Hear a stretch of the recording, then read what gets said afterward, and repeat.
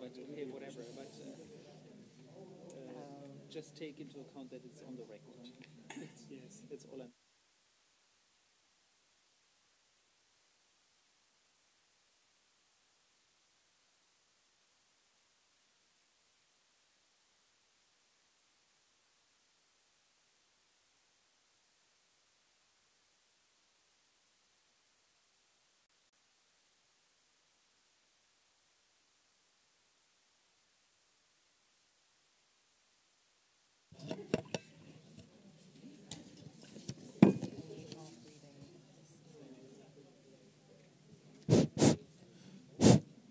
Okay, welcome back to our second part of today's event, which is about national and European immigration policy challenges. So it's, I guess, the policy panel that tries to wrap it all up and come up with a few sensible policy conclusions that we would recommend to policymakers both at the national and at the European level.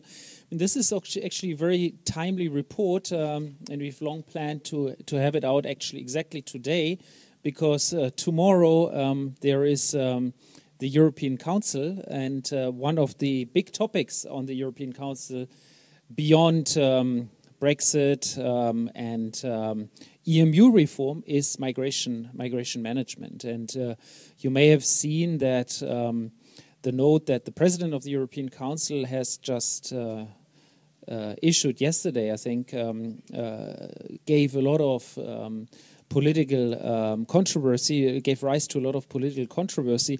One of the points he was making, and that concerns very much European Union migration management, was the question of, how do you distribute refugees across the European Union?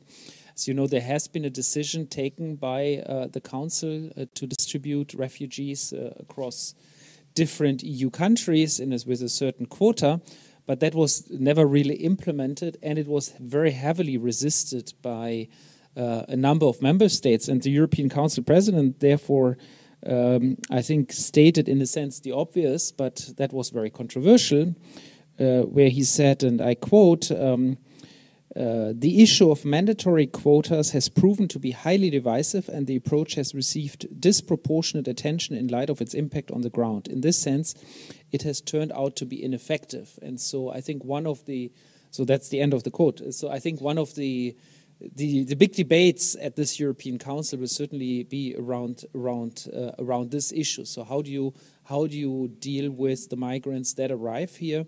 How do you distribute them? Can you actually distribute them? I mean, perhaps it's actually something that is, nice on paper, but factually impossible, and so on and so forth. Now, that's just one topic. Rainer already talked, and the previous panel talked already about a number of other aspects regarding the management, the arrival, the integration then of migrants, and of course also the issue of how do you distinguish between refugees, and how do you distinguish between refugees on the one hand and economic migrants on the other hand.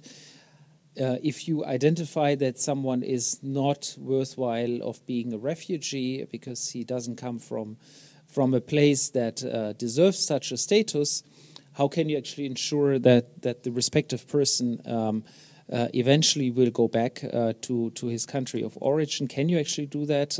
What would be the right policy at the European level, and what would be the right level policy at the national level? There again, I think the Council President in his document sort of makes a general statement that is always true in the European Union. It works the best when EU-level institutions and mechanisms work together with the national level institutions. But how exactly that should happen, I think, is a topic we could also usefully debate in that panel. Now, I'm very pleased to have three excellent panelists today with us. First, and I go here in reverse order. So first, Matthias Oehl. Matthias Oehl is the Director for Migration, Mobility and Innovation in the European Commission, DG Home. Thank you very much for coming, and I will give you the floor first. Following Matthias, we have Manu Bardwai, Vice President for Research and Insights of the MasterCard Center for Inclusive Growth. And let me mention again my gratitude to the MasterCard Center for Inclusive Growth for supporting and funding this research piece. And last but not least, Elizabeth Collett, Director of the Migration Policy Institute in Europe, will stimulate the debate. And then I hope that after each initial intervention of, let's say, no more than, can I say, 10 minutes maximum, we would have a debate among ourselves, but also with you in the audience. So without much further ado, Matthias. Yes, thank you very much, and good afternoon, everybody. I would first start with some general remarks on the challenges and then give you a kind of telegraphic overview where we stand on the different challenges. First general remark, and I think we can easily agree on that, migration toward the European Union is and will remain in the foreseeable future one of the biggest political challenges, not only for the EU, but in addition for the member states and also for the regional and local level. And populist movements in several member states and election results have shown that dramatically in the past 2 years. And in particular, when I talk about the local level, integration is, of course, an important element here. The second general remark is that the discussion on migration does not only concern asylum and refugee policy and legal migration policy, it goes far beyond that. It concerns the stability of the Schengen area as such. And let me say that 30 years ago, the subsidiarity question has been answered, because in a space like Schengen, where you don't have internal borders anymore, it doesn't make sense to have any cross-border effective law on the purely national level. Since migration and asylum are cross-border, since we don't have internal borders anymore, per definitionem, the migration asylum law has to be issued on the European level, and that has been demonstrated in 2015. The Schengen area as such is at stake. And the second point why it's more than simply refugee and asylum policy, it concerns the entire debate of solidarity and responsibility, which you were referring to, which is tomorrow again in the European Council. And in this context, the overall question, where do we move in the area of justice and home affairs? Do we go further to political integration, or will we end up somewhere else? And the third political remark, the third general remark I would like to make is that over the last 3 years, we probably have made more progress developing the Justice and Home Affairs area than we did in the 20 years before. I think all the discussions we have on the distribution key and that there is a political blockage in the European Council should not overshadow what we have reached in the last 3 years on the European level. And that brings me to my second part, which is now a kind of telegraphic overview on the challenges we have to work on. And here I see 7 key points. And the most important thing is here that all the 7 key points we have to work on and we have to tackle in parallel. It's very often that from a certain political perspective you don't like the one or the other, and the other political direction doesn't like the other ones. But we have to tackle them all 7 if we want to cope with the migration crisis. And the 7 points are, first, a fair distribution of refugees among the member states and the continued development of the common European asylum system. Second challenge, sustainable integration. Third challenge, better management of migration by opening more legal possibilities for migration to Europe. Fourth challenge, systematic securing of the external borders. Fifth challenge, stricter procedures for the return of rejected asylum seekers and irregular migrants. Sixth challenge, the complete restoration of freedom of movement within the Schengen area. And the 7th challenge is measures in Africa and the Near East for tackling the root causes of migration. So these are the 7 challenges. Once again, we have to work on them en bloc, not depending on our political preferences. And I will now quickly go through the 7 points in order to tell you where we are. First, common European asylum system and fair distribution. We have seen, and I think there's also agreement that in 2015, the current Dublin system did not work in view of the many people who arrived in the European Union. And therefore, we must make significant progress to reforming the Dublin system. And let me also say, and that is a personal concern I have, we are currently in a certain period of stability. We have more than 90% less influx via the Aegean Sea.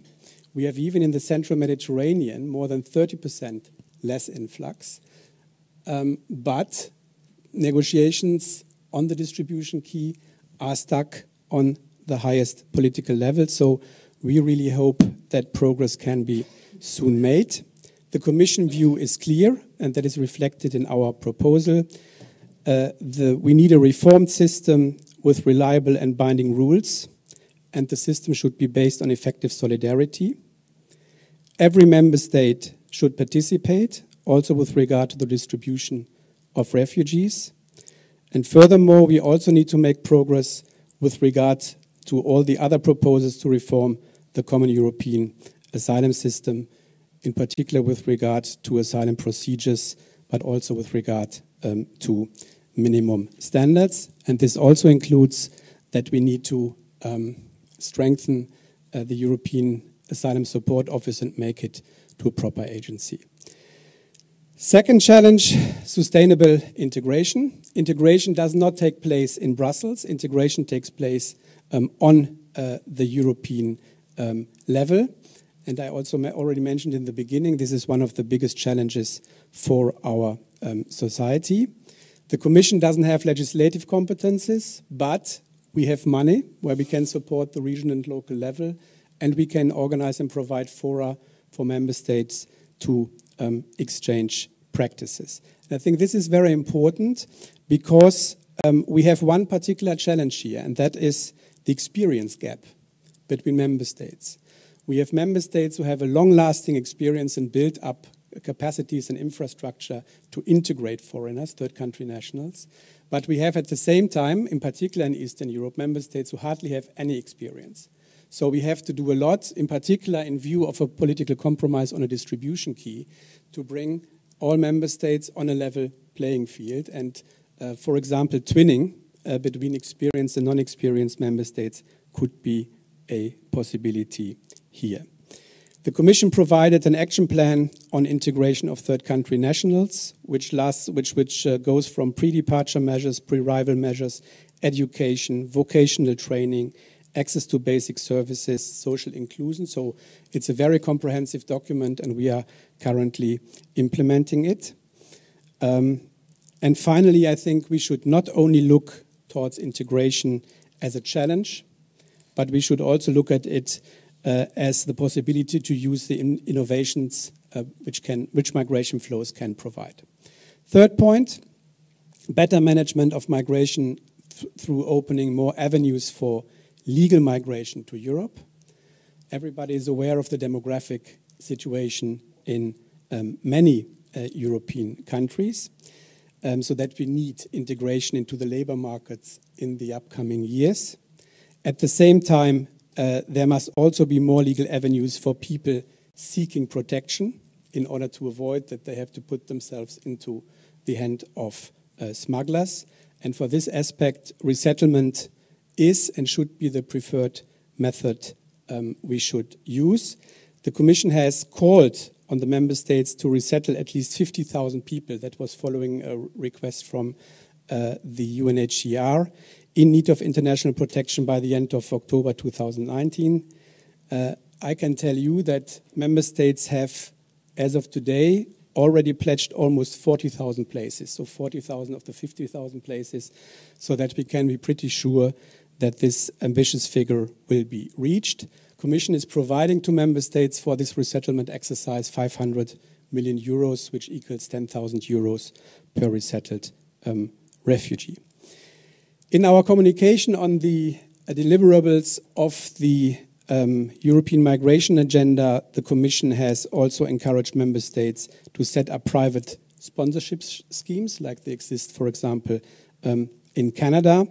And we are currently in the area of legal migration developing pilot projects with third countries in order to enable circular or temporary migration into member states. The interest of member states is much more positive and much better than we originally had expected. So really hope that this temporary migration, legal migration pilot projects can contribute to open more legal avenues to Europe, and that's the other side of the medal, help member states who have demographic problems to profit from that. Fourth point, securing the external borders. It's very clear that we must restore confidence in the management of the external borders in order also to have the political readiness to ensure totally free movement within the Schengen area. Border management is probably the area where we made most of the progress in the last 2 years. I only give you 3 examples. We have made Frontex a real European border and coast guard agencies, which with enhanced remits and resources. A new entry-exit system, an IT-based system for our external borders, has just entered into force and should become operational in 2020.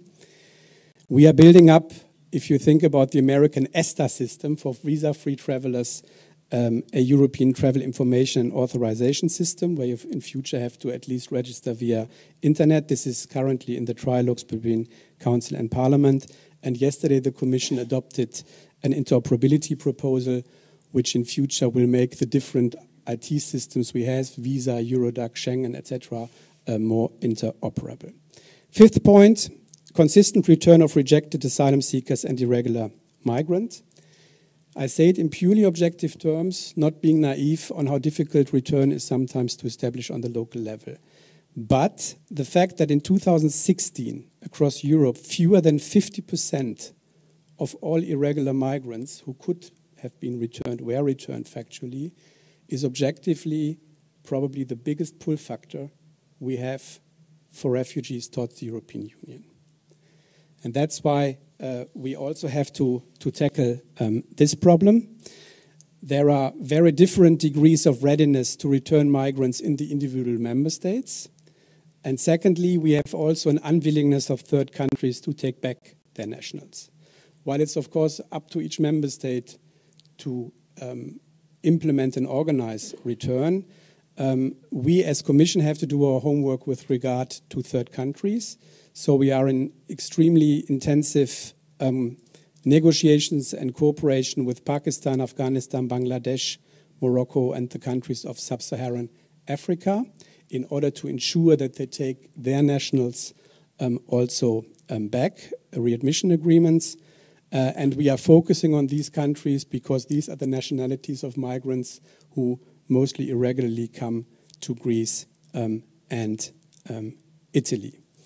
And I think an effective return policy is also necessary in order to restore confidence in the proper functioning of the EU migration management. And to be very clear at the end of this point, strict humanitarian standards must be set for every individual return. That is very clear. And the other side of the coin of return is the duration and length of procedures.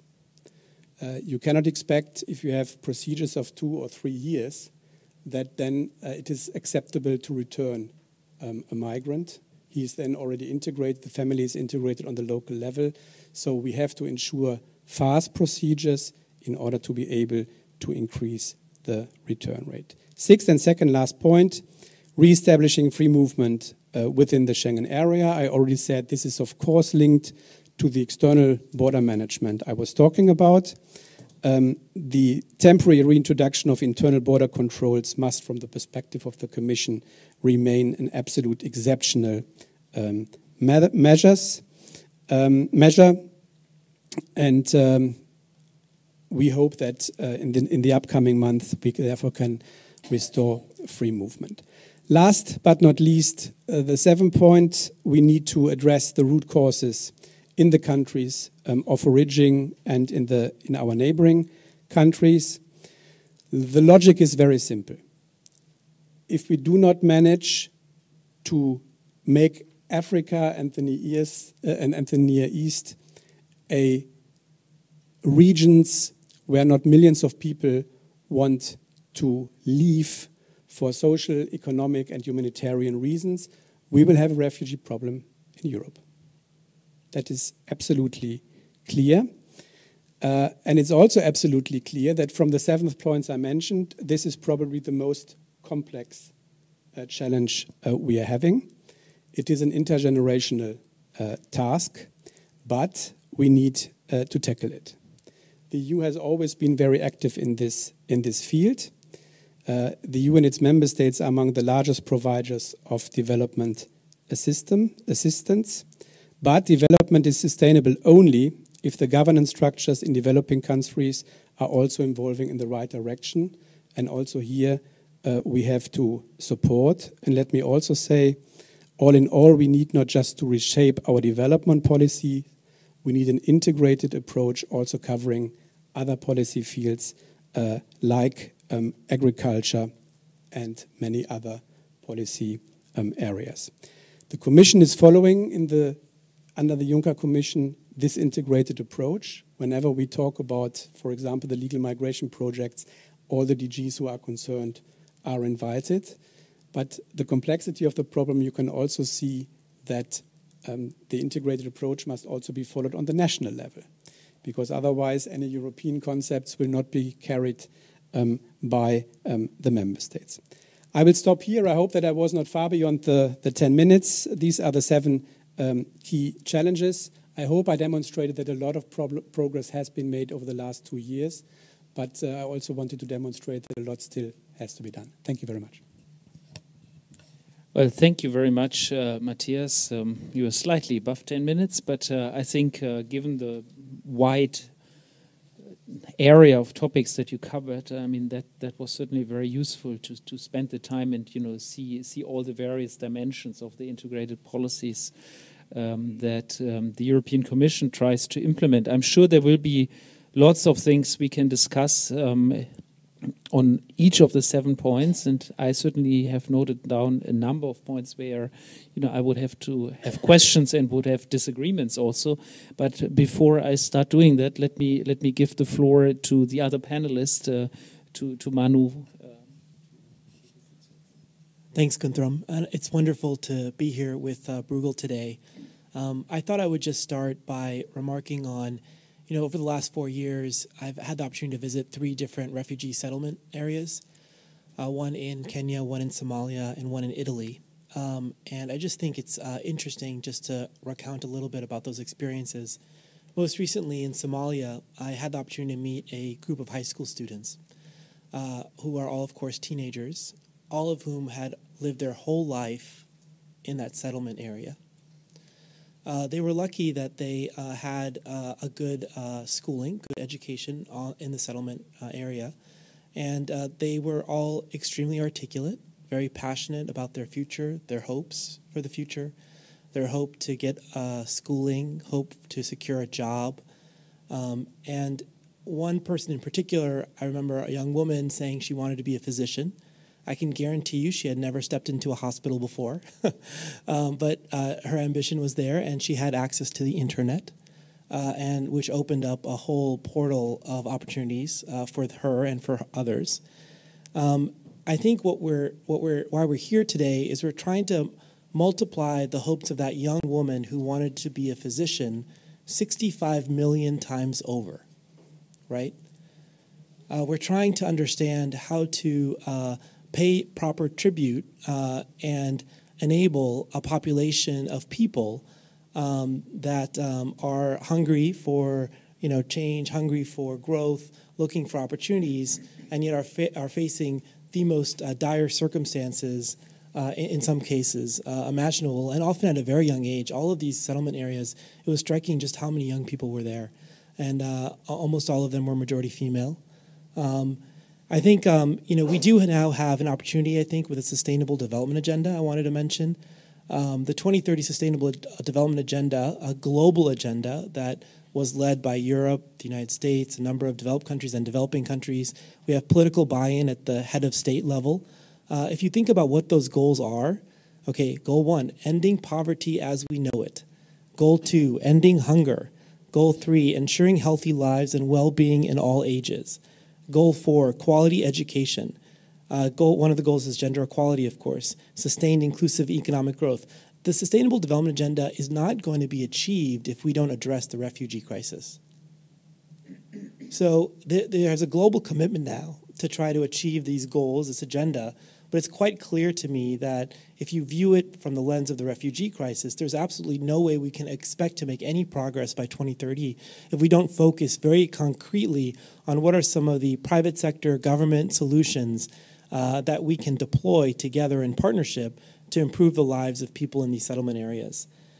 We do have this view of refugees as transitory. I think it's like a stereotype, right? And my experience was that, many cases, and I think UNHCR and CNN and many people have reported on this, people are staying at these settlement areas for decades. And so they're not necessarily always people on the move. They're just people that are there, and they are looking to be, economically integrated in Europe, potentially, or in other areas, and they're looking for opportunities where they can find them. What was really encouraging about the research that we saw from Bruegel was the focus on financial inclusion. So why does financial inclusion matter? So when we say financial inclusion, we're talking about access to a bank account, the ability to get a job, the ability to just basically enter society and be economically integrated in that society. One of the challenges that migrants do face, not just in Europe but globally, are regulations that say, know your customer, right? So basically you have to have an ID, you have to have some form of residence, you have to have basic information that oftentimes migrants and refugees, just by their nature, do not have. And this is an important issue for us to really grapple with, and it's an important issue I think that the EU could lead on for the world in thinking about, what are some ways that we could potentially think about helping refugees become more integrated in the financial system.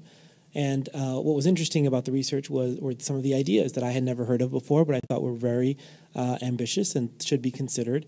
The creation of a pan-European registry of refugees to which financial institutions have access. So a registry of some sort that maybe financial institutions have digital access of migrants and refugees, some way to supplement information when the basic ID, which they never have, often is the case, at least a legal ID. They may have a functional one, but not a legal one that's recognized. The other ideas are a European ID for each refugee to help facilitate identification. Or even what's interesting is that European countries are adopting a lot of the regulations with respect to the anti-money laundering statute in different ways.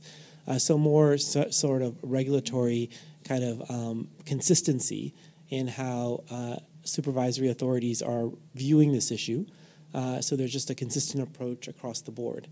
At the Center for Inclusive Growth, we are an independent subsidiary of MasterCard, and we really are focused on trying to fund research and programs that are furthering inclusive growth, combating income inequality, trying to spread the benefits of technology and other benefits to vulnerable populations. It's a global role where we fund. We've identified this issue in particular as an issue that we're really concerned about. It's a global one that is impacting the world, and we have a theory of change. And our theory of change is something that says, as smart as all of us are in this room and brilliant as we are, we actually got here for a particular reason. We were privileged in the sense that we had access to education, we had access to infrastructure, we had access to mentors, to networks, to people that could help us and pick us up in our life. So there's nothing innately brilliant about me or about anyone else in this room as much as it was a society and networks in a society that help pick us up. And so the theory of change is to really recognize this reality and try to at least create a baseline of support for everyone, especially vulnerable populations that don't have that at all, those networks that they need, and especially the ones that they need at a very young age. MasterCard has done quite a lot on the humanitarian front. We are so impressed with what European governments are doing in settlement areas, with what UNHCR is doing. We really feel that technology is a part of the solution in terms of thinking about public-private partnerships and thinking about digital IDs and really trying to find partnerships with the private sector where yes, of course, the private sector is always willing to be philanthropic in terms of, donating money, giving resources, but also you can leverage the technology capabilities of the private sector, bringing them in quicker. If the Sustainable Development Agenda, for us to achieve it, they say we need to be spending $2 trillion a year to achieve those goals. For that to actually happen, I don't think the private sector can necessarily be on the sidelines. We have to probably think about ways that we're working together in a more simple way to try to really push the envelope in terms of what we can do in some of these regions of the world. So I'm really glad to be here with you. I'm looking forward to the discussion. But I think the research that Bruegel presented was a very good start, and I think it would be great to see more kind of concrete action, not only just in financial inclusion, but in all different aspects, and a more holistic view of how we can improve the lives of migrants and refugees, because I think what is done here in Europe could be a model for the world. Thank you very much, Manu. And last but not least, Thank you very much, first for the invitation to be here, and second for giving me a grace period for writing some notes. I had prepared something on labour market integration, which I will come back to, but I will make some more general remarks on where we are now and how we got here, and some of the things we might need to think about in the future when it comes to European migration, asylum and integration policy. For many people, the discussion around crisis around the last few years, the events of the last few years have thrown up new problems to be solved. And that's very much the approach that a lot of people are taking to this. They are not new problems. These are pre-existing problems exacerbated by fluctuations in flow, the increased political salience and, dare I say it, panic, and the inability to find collective solutions in a timely manner. These are old challenges. I'm struck that I think of the 7 points Matthias outlined, 6 of those we would have been discussing in 2014 and earlier, but with a much smaller audience. So the crisis has done some things in terms of increasing awareness of some of these challenges and perhaps impetus to resolve them. But the challenges themselves are not particularly new. What has really shifted and made it harder in many regards is that the public narrative and our own perceptions of how these problems are characterized have changed enormously, very much more polarized. In 2015, we found ourselves having a conversation about open versus closed borders, as if either one of those things were a realistic possibility within Europe. The idea of in versus out, legitimate versus not legitimate, but particularly the open versus closed borders along the Western Balkans route really confused everyone. They felt like they needed to pick a side. Are we allowing everyone to come through, or are we preventing everyone to come through? When most people who work on migration issues know that neither one of those outcomes has ever been part and parcel of talking about migration management. We talk about managed borders. We talk about how we think about identification at the border and filtering.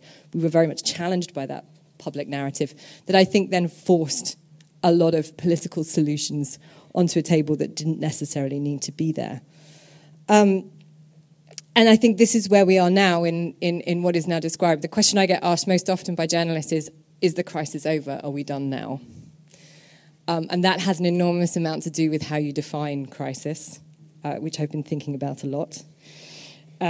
Within the context of asylum reform, crisis has been broken down to numbers, capacities. Can we say we've reached a crisis level upon which new policies and new mechanisms will be initiated because numbers of asylum seekers have gone beyond a certain point or beyond a certain capacity in terms of reception? It's been broken down into very dry terms of what that means to be a crisis that reaches very specific benchmarks. For others, the concept of crisis is disputed. These are obligations that Europe has taken on due to international law to protect refugees. Therefore, to talk about this as crisis negates that obligation to a certain extent. It's been hugely disputed by a number of different actors. But I think one of the challenges here is that crisis is mostly about perception and context. And where we are now, which we could arguably say is a calmer environment, a post-crisis environment, our perception of the next crisis, the threshold for that crisis, has lowered dramatically from where it was in 2014. The same migration dynamics that we might have seen in 2013 or 2014 could very easily create a perception of crisis in a way they didn't 3 years ago. And that creates a challenge then for political leaders. They have to demonstrate a greater responsiveness to this issue than they might have done 3 or 4 years ago in a context where solidarity is harder to find because it's so much in the public eye. So I just wanted to outline that as the context and then perhaps some of the challenges we face going forward. I think some of the challenges with the EU response thus far has been that they have been about tweaking the existing approach to the common European asylum system, reforming laws around the edges, and escalating existing approaches. And I think particularly with migration partnerships, there's nothing particularly new about migration partnerships, but the political weight put behind them and the actors involved in them and the money put behind them has escalated significantly. So these are not necessarily new overhauls of migration policy, but rather trying to adapt and escalate them. So there are no fundamental rethinks on the table. And I think that may be why in many areas we've reached a deadlock, both politically and technically. So some of the questions perhaps we should be asking is, what would a redesigned Schengen look like, building in the lessons we've learned over the last 30 years? I actually asked a couple of policymakers here who were involved in the initial drafting of Schengen, what would you do differently knowing now what you didn't know then? So if we took a blank sheet of paper and redesigned Schengen, would it be drastically different? What would the checks and balances be? And could we work from that basis as opposed to trying to retrofit tweaks to a Schengen system that's clearly not working for a number of states? What would a complete common European asylum system look like? Are we inevitably moving towards a context where there is an EU agency that takes the first pass at identifying and triaging asylum claims and deciding who should go into the asylum system and who should be returned? Several European leaders have talked about that in very vague terms. Should we really be taking that concept seriously and taking it forward? Or are we, again, in a cycle of Dublin reform and trying to find solidarity on responsibility sharing? I think one of the critical issues are, what are the benchmarks for success for some of the policies we've put forward? In the context of migration partnerships and partnerships with non-European countries, an enormous amount of money has been repurposed. Not all of it new, but it may have been repurposed or rebranded within the migration partnership context. But very few benchmarks for success have been articulated, aside from monitoring flows into the European Union, flows through key transit states, and numbers of returns. These are very blunt benchmarks for a large amount of money to be spent. And they are also two factors that can be driven far more by exogenous events beyond the EU's control than necessarily funding. So while I think it's extremely important that the EU is investing in these partnerships and spending this money, we do need to come up with some more sophisticated understanding about what success would look like with these partnerships, taking into account the needs of some of those countries as well as the priorities for the European Union. And I think within that, really understanding a little better about the exogenous events around the world in a very volatile European neighbourhood and beyond the European neighbourhood that we're not currently taking into account. We are still in the reactive mode. We're still looking at those countries that have been problematic in the past and not necessarily looking closely enough at the countries that might be problematic 5 years out. Are we taking a forward-looking approach to working with countries that may be deeply unstable or fragile and need that kind of support, particularly support when it comes to refugee hosting, that allows them to manage those populations and give those populations livelihoods, as I think was being discussed earlier, rather than staying in a crisis mode. Well, today is the European Summit, so I just wanted to point out that you mentioned the relocation spat. which is an overblown argument that both misses the point and is something of a sideshow. There's nothing like institutions having a spat about something that's not important when they're not quite sure what they should be saying, in my view. I think the real goals of the meeting should be improving funding for migration, and really thinking of getting member states on board with the idea that we need to be spending more money on this and more carefully spending money on this. Talking about Schengen and trying to find some political consensus on Schengen and how important EU member states think Schengen is, because from that flows the common European asylum system. I think Matthias is exactly right. And perhaps putting some urgency into the timeline challenge. We've seen the leaders' agenda set out a goal of trying to achieve political reform by June of next year. The Commission has also put on the table the idea of achieving asylum reform by June of next year. These are not dates plucked out of the sky. If these changes aren't really likely to come about before June next year, we are now talking about reform under the next Commission term, really. Not much will get done in the second half of 2018 or 2019. So there is pressure to do things now in a context where we have a German government that may struggle to take its usual leadership role on these issues. We have an Italian election now set for March 4th, and so reluctance to commit to anything before that date. And a number of Central European states who are emboldened, I think, by this situation and playing it for domestic political points, which will, I think, make it extremely difficult to push to some kind of political momentum in the future. That doesn't mean that all is lost. I think there are some things we should be thinking about in the future. I've mentioned funding and resource flexibility. Funding is always the less political. When you're not beyond the envelopes, it gets less political and more technical. One of the big challenges of the crisis was getting the money to the right place at the right time and the resources to the right place at the right time when certain countries were under particular pressure. There's been a lot of thinking, I know, within the European Commission. There's been a lot of thinking outside the European Commission, including ourselves, about what that might look like to rethink the way the EU can support member states, and particularly at the local level, to get better implementation of many of these policies and many of these ambitions and support member states, particularly at moments where they may be under pressure. I think a second area to really think about is crisis resilience, or rather resilience to fluctuation in flow, which will become a new normal. I think we should expect particular surges in flows of irregular migrants at different points. Some of them will be expected and predictable, some of them will not, particularly if we don't improve our foresight on that. I think there's ample room to improve that. But starting to think about crisis resilience, who is responsible at a moment of crisis? Who gives the orders? Who takes the lead? In crisis management terms, I think that was a significant challenge of the last 3 years.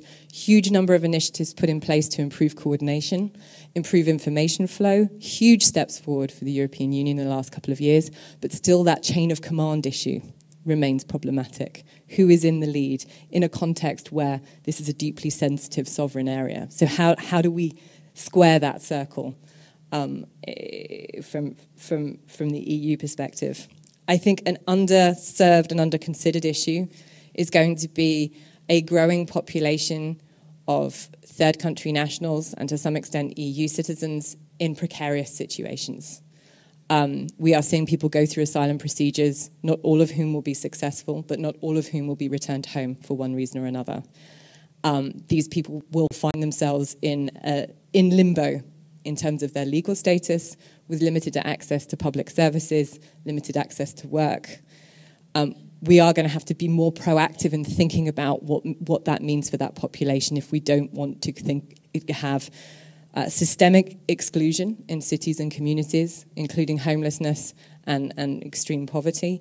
And that is part of a broader continuum for those people who find themselves without legal status and in a precarious situation, right through to those people who may have legal status but may be shut out of the formal labour market for one reason or another, finding themselves predominantly in unstable and precarious working situations. How do we think about that in the long term?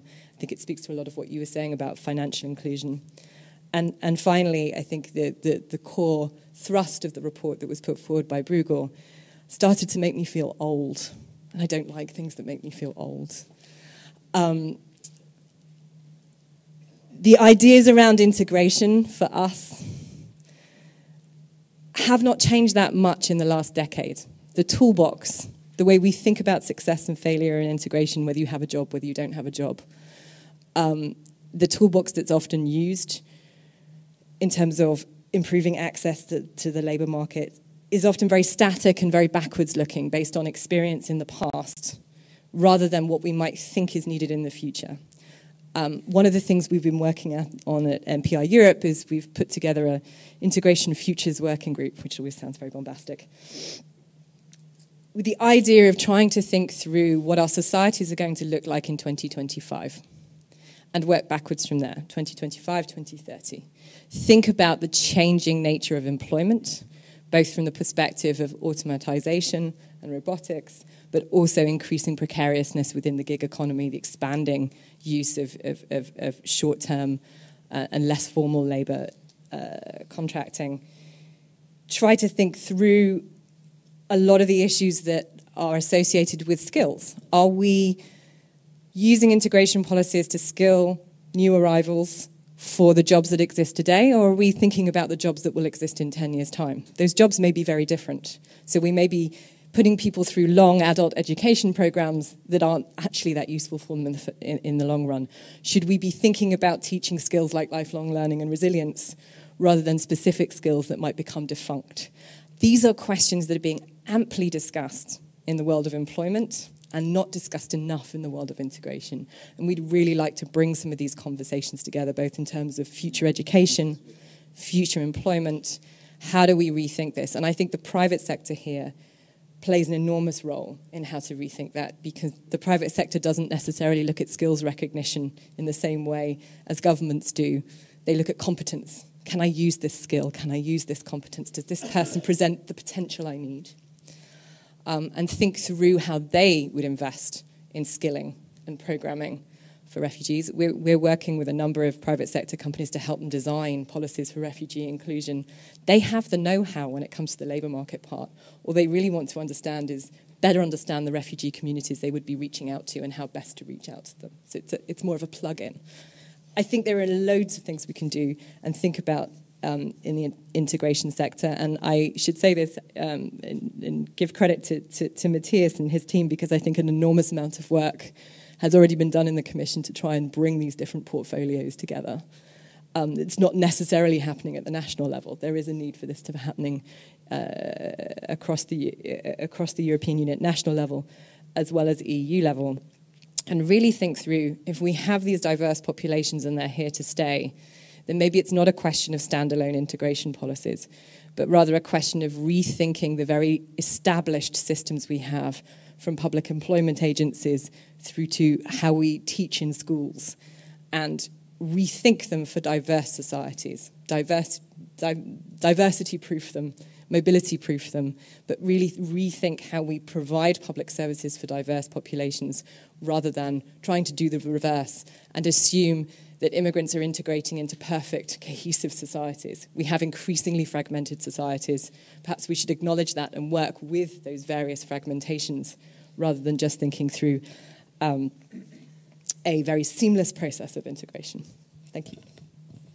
Well, thank you very much, Elizabeth. And I note that we have only 17 minutes left, so we were all sort of a little bit longer than I originally foresaw. Let me open for questions, comments, remarks to the audience, and please also always identify yourself. Well, I see that I have to break the ice, so let me push you on 2 points. I mean, one is, there's a lot of things that have been said, and we can talk about on many aspects. And Elizabeth, I like very much your point actually on the integration and what kind of skills do we actually think we need to teach immigrants for the labor market. Indeed, if that is backward looking at this stage, then we have of course a problem. So I think that was a very good point.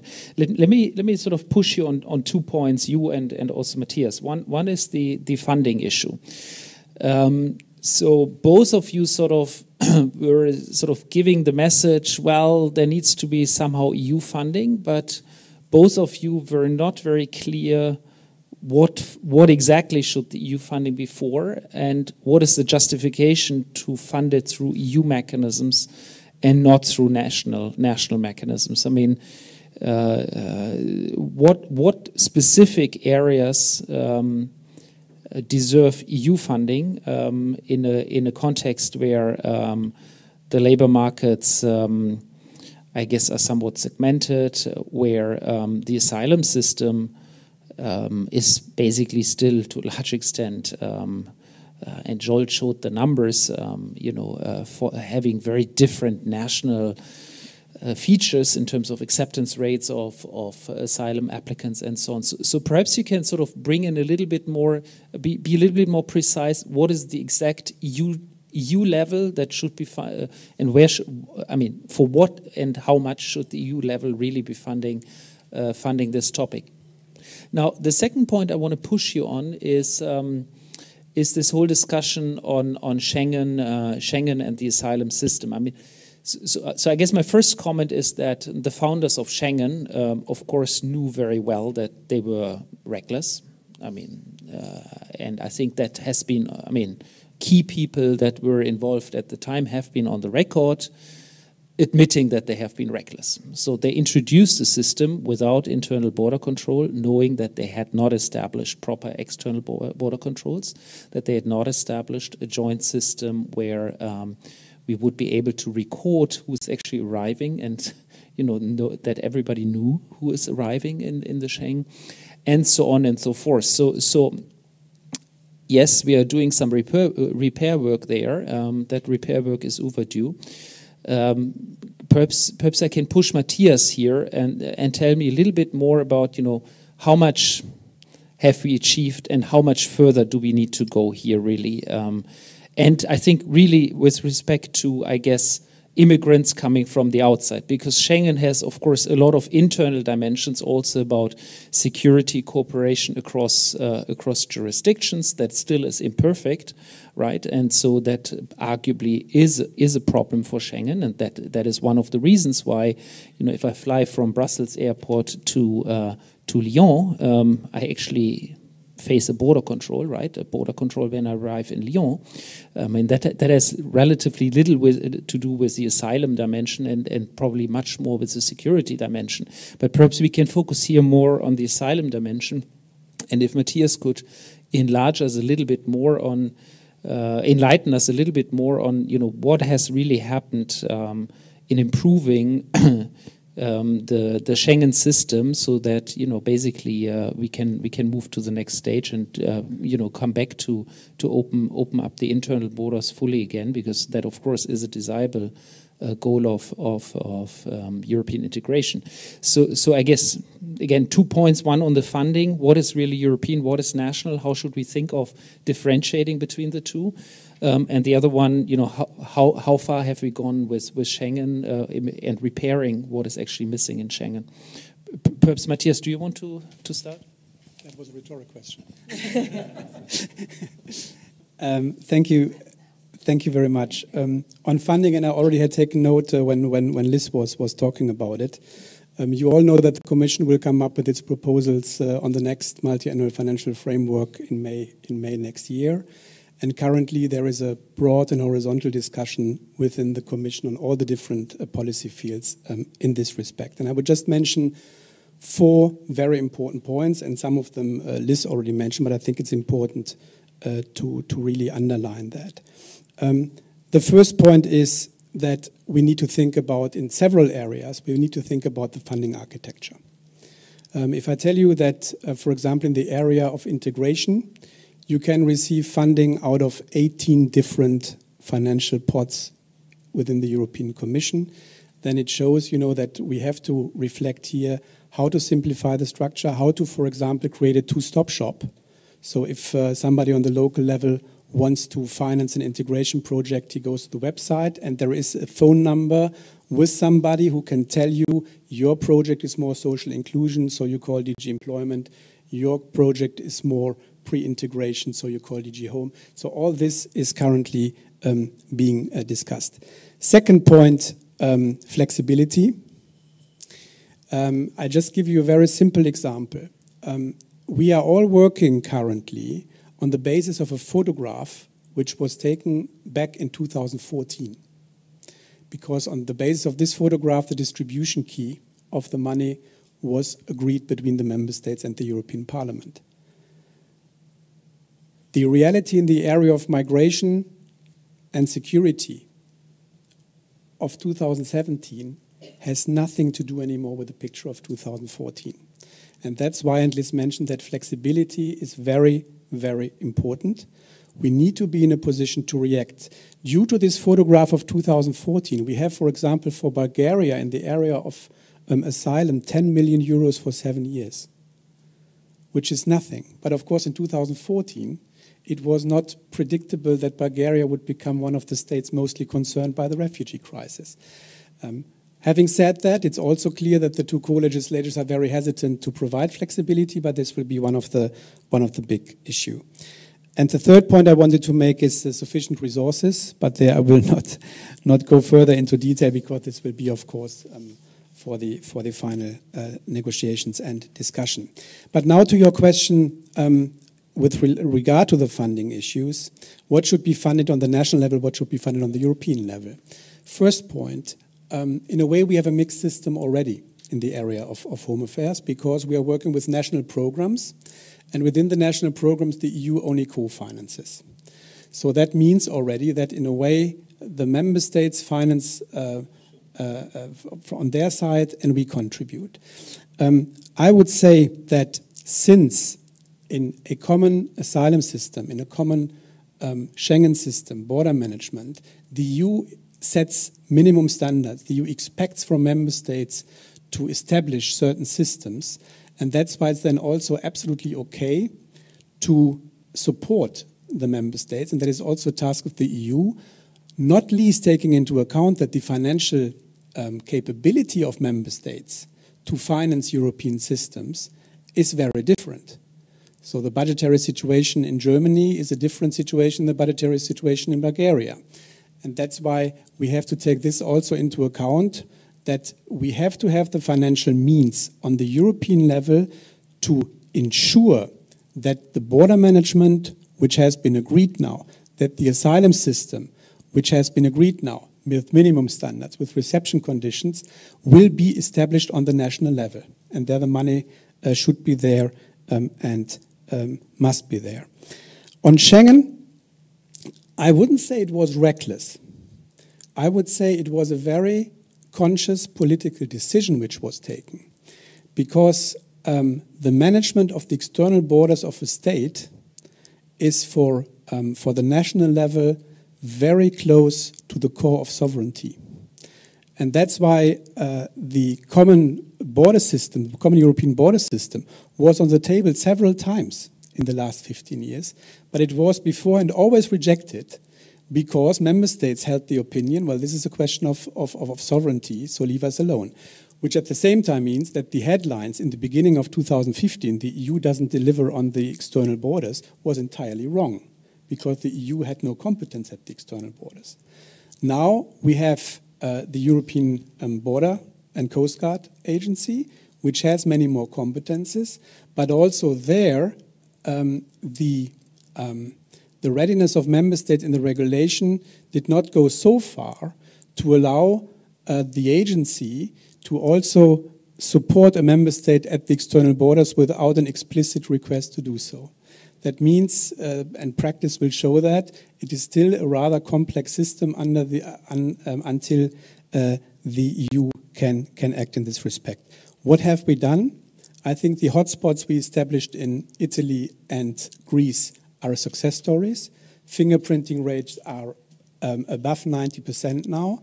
And I mentioned to you that apart from the Frontex border agency, we have made now proposal on entry-exit system, ETIAS, interoperability. So there's a lot in the area of borders being done in this respect. Thank you. Okay, I see that now two people have actually raised and would like to ask a question. So perhaps you first, and then my colleague Scholt. Thank you. Thomas Schneider, European Federation of Managers from the Energy Sector. As far as I recall, the issue of the Dublin Accord has been raised only briefly, as compared to the Schengen regulation. And my question refers to Mr. Earl. What can we expect of the future of the Dublin Accord? Will it be revised, abolished, or just forgotten? Thank you. Yes. So that's Zsolt. Zsolt is the second. Is there a third question? And you, okay. And then we close with the questions. And yeah, two third questions, one to Manu and one to Elizabeth and Matthias. So Manu, you mentioned that you visited refugee settlement centers in Kenya and some other parts where people are living there for decades. I just wonder, I mean, that should be such a desperate situation. I mean, what solution you see for that? And I mean, I don't ask whether the EU could do anything in Kenya, but clearly what solution would see you that? And for Elizabeth and Matthias, I would like to more ask about the neighborhood and partnership policies. I mean, Matthias, you mentioned that this is the most complex challenge and a complete reshape of development policy would be needed. Why, Elizabeth, you said that there's a need for a more forward-looking approach. So my question is that really what EU can do? I mean, what can we do to, let's say, make the Middle East more secure or prevent this large number of crossings? And what can we do? Matthias mentioned, and one factor which encourages further border crossing is a very low number of returns. So what can we do to increase safe returns to the source countries? And then here.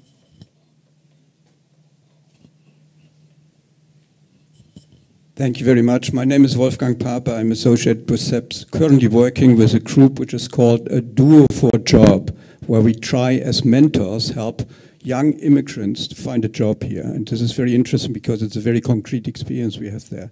In this context, we discussed as well the principle of double adaptation, which apparently in the Canadian model, which was briefly mentioned here, that Canada is quite successful in integrating people, means that not only the immigrants are adapting to the local culture, but the local people as well learn foreign languages, not necessarily the language of the immigrants, but to adapt more to cultures they don't know. And from my own experience as a mentor with immigrants, I realized you can learn a lot from their integration, from their problems about your own society as well. Is this a principle that is being used or at all employed here in Europe anywhere, on local level maybe? Thank you. I think we have enough to discuss for another 1 hour, but let's restrict ourselves to short answers. Perhaps Manu, you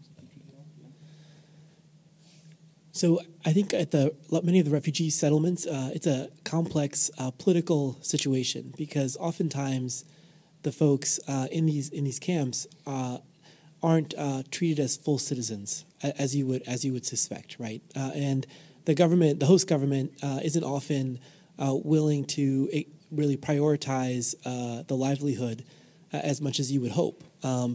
But the specific settlement in Kenya, Dadaab, where I visited, was very encouraging because they had been able to create a number of what I thought were really valuable private sector partnerships where companies were coming in and providing internet access at some sort of like engagement model with the government, also providing educational services. It was really remarkable how many citizens from Geneva or from the UNHCR or from the UN were there working hard, really kind of creating quite a nice livelihood situation, making the best that they could.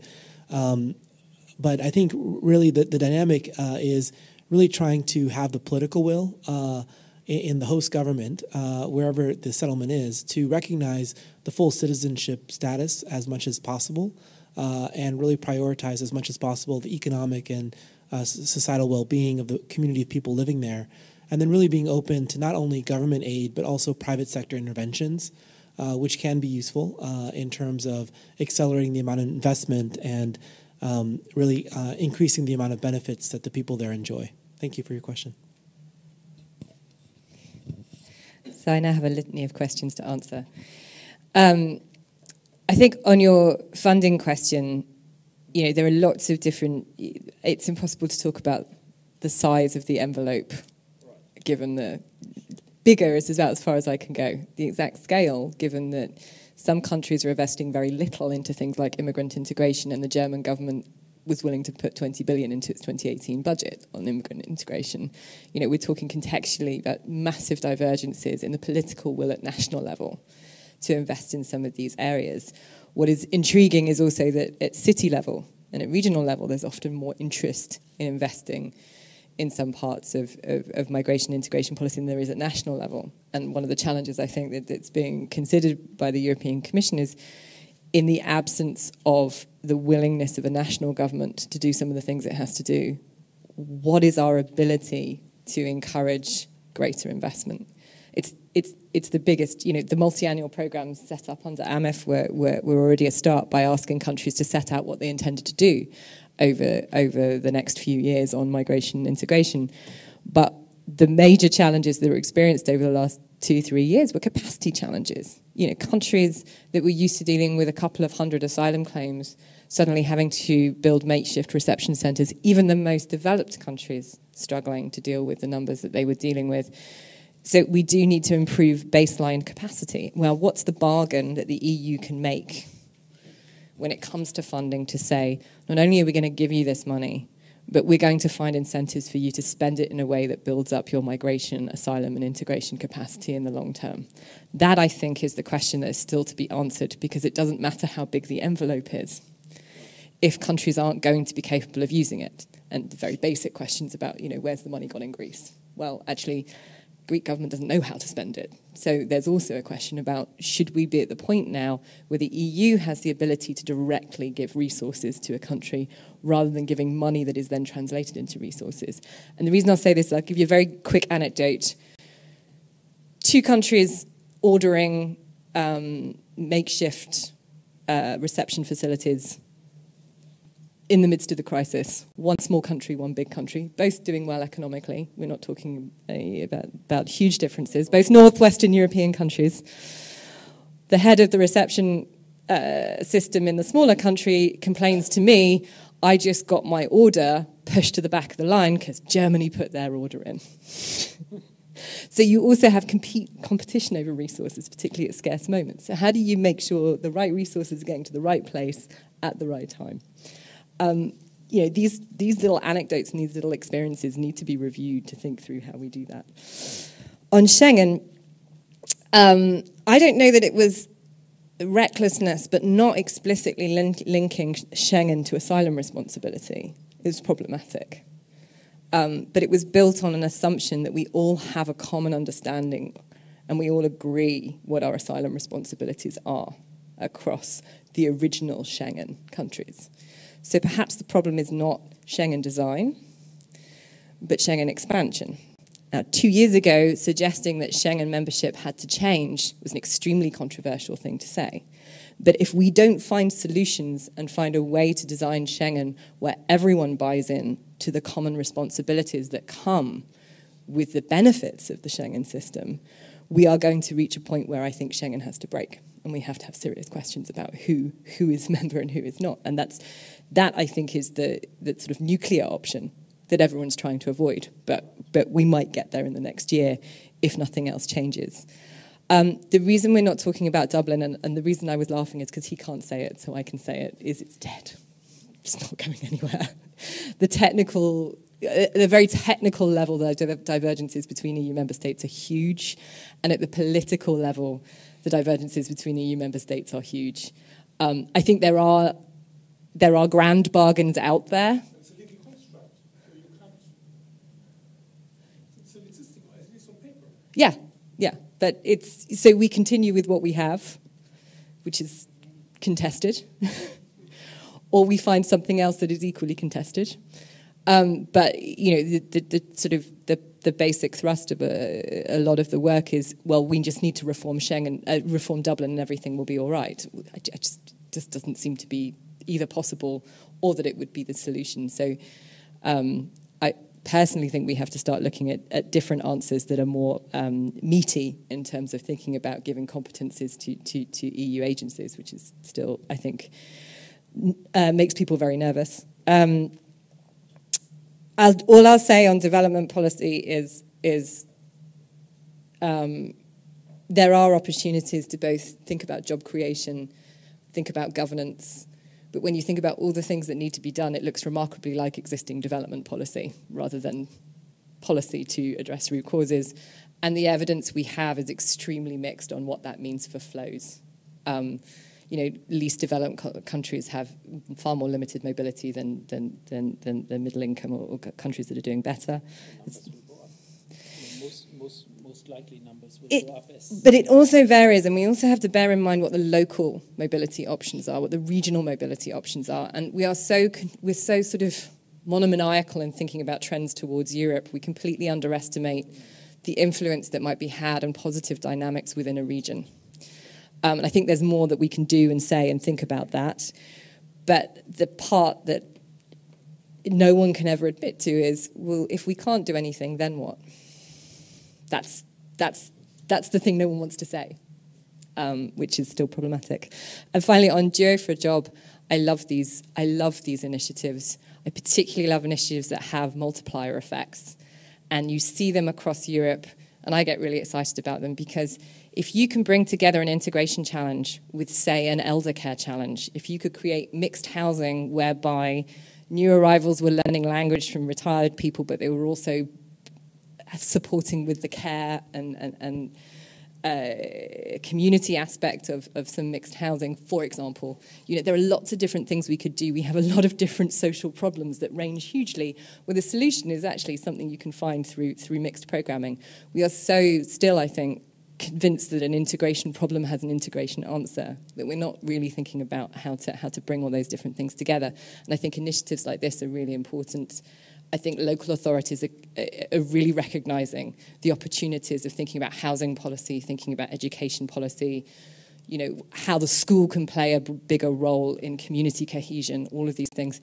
I think we're at the beginning of a much bigger conversation about that, that for me is one of the more exciting things happening in the integration landscape. Yeah, thank you very much. First, thanks to Liz for looking for me into the crystal ball of the European Council on Dublin. But I will not leave out the question entirely. Just let me say, Dublin was originally a legal instrument which just had the purpose to decide on who is responsible for an asylum procedure.